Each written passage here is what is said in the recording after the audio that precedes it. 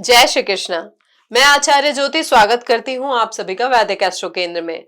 दर्शकों, आज हम बात करने जा रहे हैं कुंभ राशि के प्रेम राशि फल के बारे में। मार्च 2026 में प्रेम जीवन में किस तरीके की स्थिति बनेगी, ग्रहों के उतार चढ़ाव की वजह से, ग्रहों की स्थिति की वजह से, ग्रहों के गोचर के आधार पे उसको आज हम समझेंगे। लेकिन शुरुआत करने से पहले मैं अपने दर्शकों से निवेदन करना चाहूंगी कि इस वीडियो को लाइक करें, शेयर करें और बेल बटन दबाकर चैनल को सब्सक्राइब जरूर करें। देखिए, कुंभ राशि वाले लोग जो होते हैं प्रेम में भावुक से ज्यादा वैचारिक होते हैं। रिश्तों में स्वतंत्रता, सम्मान और मानसिक जुड़ाव चाहते हैं, ना सिर्फ भावनात्मक निर्भरता। मार्च 2026 जो है आपके प्रेम जीवन में निर्णय का महीना साबित हो सकता है, क्योंकि इस समय ग्रह केवल अवसर नहीं देंगे बल्कि आपके पुराने कर्मों का परिणाम भी सामने लेकर आ सकते हैं। यह जो महीना है आपको बताएगा कि जो रिश्ता चल रहा है वो वास्तविक रूप से, भावनात्मक रूप से आपसे जुड़ा हुआ है या नहीं। कुछ लोगों के लिए समय रिश्ते को अगले स्तर पर ले जाने वाला बन सकता है, कुछ के लिए सच्चाई स्वीकार करके आगे बढ़ने वाला बन सकता है। इसलिए महीना हल्का नहीं बल्कि गहराई से भरा हुआ है।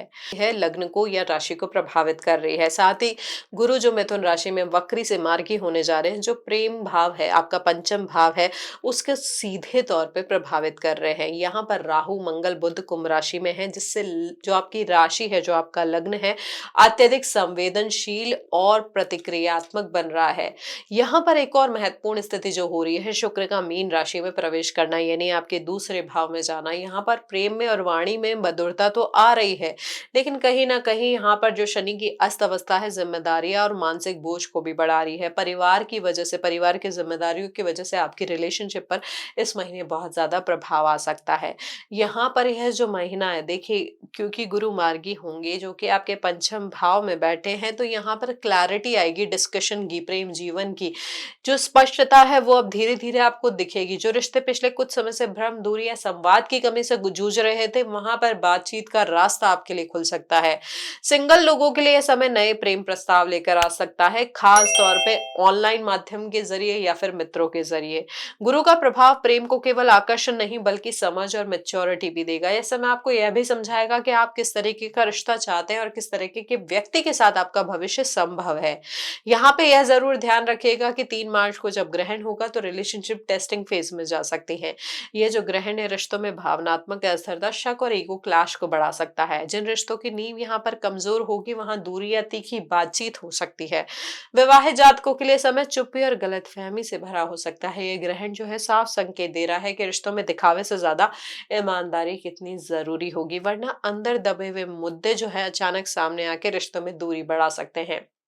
देखिए, यहाँ पे शुक्र का जो गोचर हो रहा है मीन में, वो 1 मार्च को ही हो जाएगा, यानी महीने की शुरुआत से ही शुक्र उच्च के रहेंगे मीन में, जो कि प्रेम, रोमांस और भावनात्मक जुड़ाव को थोड़ा बढ़ा रहे हैं यहाँ पर। लेकिन शनि का अस्त होना प्रेम में जिम्मेदारियों को भी साथ के साथ बढ़ा रहा है। कई लोग ये इस प्रभाव की वजह से, इस युति की वजह से ये महसूस करेंगे कि वे प्रेम तो करना चाहते हैं, प्रेम जीवन में गहराई लेकर आना चाहते हैं, कोमलता लेकर आना चाहते हैं, जुड़ाव लेकर आना चाहते हैं, लेकिन कहीं ना कहीं परिस्थितियां जो है वो आपका साथ नहीं दे रही है। साथ ही जब 14 मार्च को सूर्य भी इस युति में प्रवेश कर जाएंगे, यानी मीन में प्रवेश कर जाएंगे, तो ईगो और सामाजिक मान सम्मान भी यहाँ पर रिश्तों पर हस्तक्षेप कर सकता है। यह समय सिखाएगा कि सच्चा प्रेम वही है जो इन सारे उतार चढ़ाव के समय भी, मतलब बेसिकली जो चुनौतीपूर्ण समय है, जो कठिन समय है, उसमें भी टिका रहे। राहु मंगल की जो युति हो रही है, साथ में बुध की जो युति हो रही है, ये कुंभ राशि में हो रही है। जब यहाँ पर एक और महत्वपूर्ण समय आएगा 14 से 15 मार्च के आसपास, ये बहुत ज्यादा आकर्षण, जल्दबाजी में लिए हुए फैसले या गुस्से को बढ़ा सकता है। कुछ लोगों को अचानक किसी की ओर खिंचाव महसूस हो सकता है, जो बाद में पछतावे का कारण भी बन सकता है। ये जो योग है 14-15 के आसपास, रिश्तों में तकरार, ब्रेकअप या अनावश्यक टकराव भी लेकर आ सकता है। इसलिए इस समय पर भावनाओं में ज्यादा विवेक से काम लेना बेहद जरूरी होगा आपके लिए। यहाँ पर जो ये संयोजन है, देखिए, उत्साह तो बढ़ाएगा, पैशन तो बढ़ाएगा आपके रिलेशनशिप में, लेकिन चुनौतीपूर्ण परिस्थितियां को भी बढ़ा सकता है। तो यहाँ पर इसी को ध्यान रखना है कि किस तरीके से आप गंभीर संवाद के जरिए एक स्थायित्व लेकर आ सकते हैं अपने संबंधों में। यहाँ पर ग्रहों का जो प्रभाव है ओवरऑल आपको समझा रहा है कि इस महीने गंभीर रूप से संवेदनशील होके आप अपने रिश्तों को कैसे ठीक कर सकते हैं। पुराने मुद्दे भी यहाँ पर सामने आ सकते हैं, लेकिन जरूरी है कि आपकी स्पष्टता और सुधार के अवसर को कैसे यूटिलाइज किया जाए। मंगल जो है वो उदय भी हो जाएंगे 26 मार्च को, बुध जो उदय हो जाएंगे वो 13 मार्च को हो जाएंगे, लेकिन साथ ही साथ वो जो अभी वक्री अवस्था में थे वो 21 मार्च को वक्री होंगे। तो आपका जो कम्युनिकेशन है और जो समझदारी है वो इस वक्त बढ़ेगी। यह जो महीना है बहुत सारे परिवर्तन लेकर आ रहा है ग्रहों के आधार पर। अब हम इसी परिप्रेक्ष्य में बात करेंगे कि विवाहित जातकों के लिए मार्च 2026 क्या संभावना लेकर आ रहा है। देखिए, यहाँ पर सप्तम भाव की स्थिति की अगर हम बात करें, सप्तम भाव में ग्रहण का प्रभाव पड़ेगा। जब चंद्र ग्रहण होगा, सप्तम भाव में जो राशि आ रही है वो आ रही है आपकी सिंह राशि। तो यहाँ पर ना रिश्तों में असुरक्षा बढ़ सकती है, मन की बात न कह पाने और ईगो क्लैश भी यहाँ पर बढ़ा सकती है ये स्थिति। कई दंपतियों में तो यह भी स्थिति बन सकती है कि बात छोटी होगी लेकिन रिएक्शन बहुत बड़ा हो जाएगा। यहाँ पर दूसरे भाव की स्थिति भी बता रही है कि परिवार या पैसों से जुड़ा हुआ तनाव भी वैवाहिक जीवन को प्रभावित कर सकता है। जीवन साथी को यह महसूस हो सकता है कि आप उन्हें समय या भावनात्मक समर्थन नहीं दे पा रहे हैं। यहाँ पर देखिए, ये चीज अच्छी है कि शुक्र उच्च के है तो प्रेम जो है पूरी तरीके से खत्म नहीं होगा, लेकिन उसे व्यक्त करने में कहीं ना कहीं झिझक रहेगी, एक आवरण रहेगा, एक बोला जाता है कि कहीं ना कहीं एक रोका जाएगा। आप अपनी भावनाओं को रोकेंगे रिएक्ट करने से पहले, समझने से पहले या समझाने से पहले।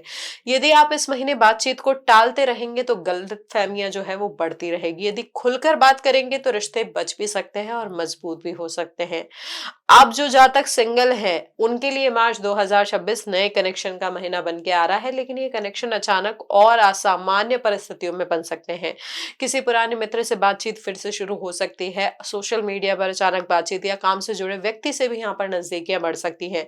पंचम भाव और तीसरे भाव के सक्रिय होने से बातचीत और मैसेजिंग भी बहुत अहम भूमिका इस महीने निभाएगी। हालांकि इस महीने जल्दबाजी में शादी या पक्का कमिटमेंट करने से थोड़ा बचना चाहिए।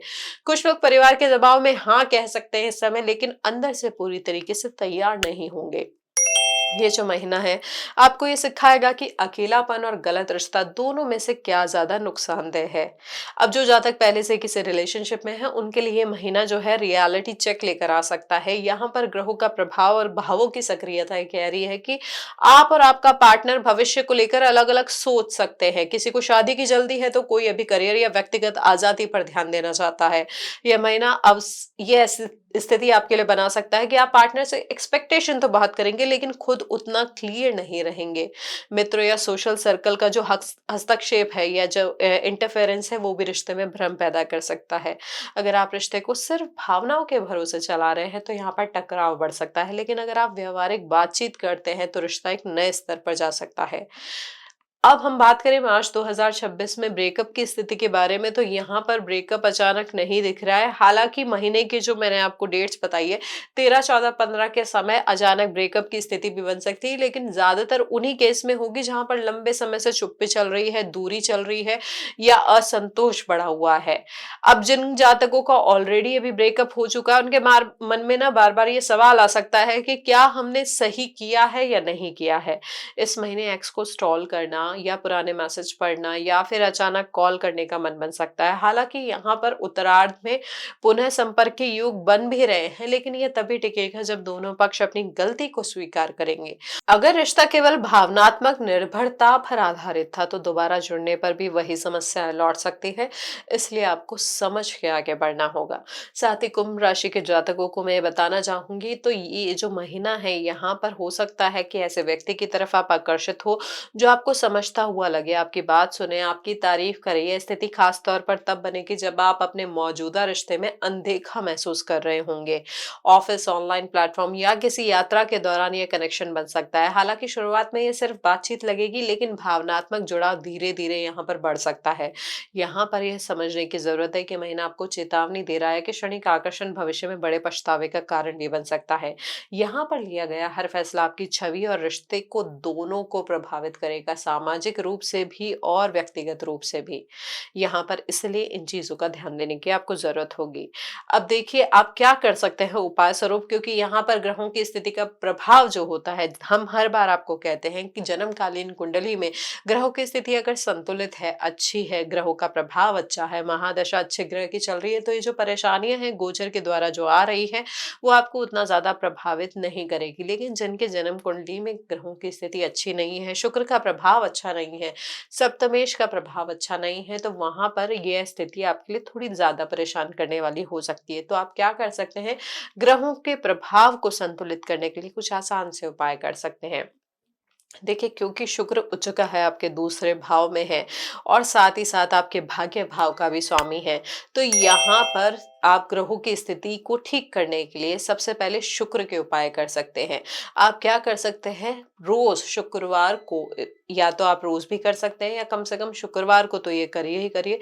शुक्र का जो बीज मंत्र होता है, ओम द्राम द्रीम द्रोम सह शुक्राय नमः, इस मंत्र का एक माला का जाप कर सकते हैं, यानी 108 बार इसका जाप कर सकते हैं। ये जो जाप है रिश्तों में कोमलता, समझ और आकर्षण को बढ़ाएगा। फल दीपिका में भी स्पष्ट रूप से कहा गया है कि एक जो सबसे महत्वपूर्ण चीज होती है जाप के अलावा, वो होती है दान। दान हमेशा बिना अहंकार और बिना दिखावे के किया जाए तो ये ग्रह शांति के लिए बहुत महत्वपूर्ण उपाय बन सकता है। तो हमारे कुंभ राशि के जातक क्या कर सकते हैं, मार्च 2026 में चावल या चावल की खीर बना के दान कर सकते हैं, मंदिर में दान कर सकते हैं, किसी स्त्री को दान कर सकते हैं कि या किसी कन्या को दान कर सकते हैं। इससे आपके प्रेम और विवाह के अवरोध कम होंगे। साथ ही शनिवार को सरसों का तेल किसी जरूरतमंद या किसी श्रमिक को दान कर सकते हैं। ये वैवाहिक तनाव और पारिवारिक दबाव को भी कम करेगा। देखिए, फल दीपिका में कहा गया है कि ग्रह कर्म का फल देते हैं, परंतु आचरण से उनका तीखापन कम किया जा सकता है। तो मार्च 2026 में कुंभ लग्न वालों के लिए, कुंभ राशि वालों के लिए समय केवल उपाय करने का नहीं है, बल्कि अपने व्यवहार, संवाद और निर्णयों को सुधारने का है। जो व्यक्ति मंत्र, दान और जीवन शैली तीनों को संतुलित कर लेगा, उसके लिए सबसे कठिन गोचर भी मार्गदर्शक बन सकता है। दर्शकों, अगर आपको ये वीडियो उपयोगी लगा हो तो इसे लाइक करें, शेयर करें, कमेंट में अपनी राय जरूर बताएं और चैनल को सब्सक्राइब करना ना भूलें। हरिओम दर्शकों।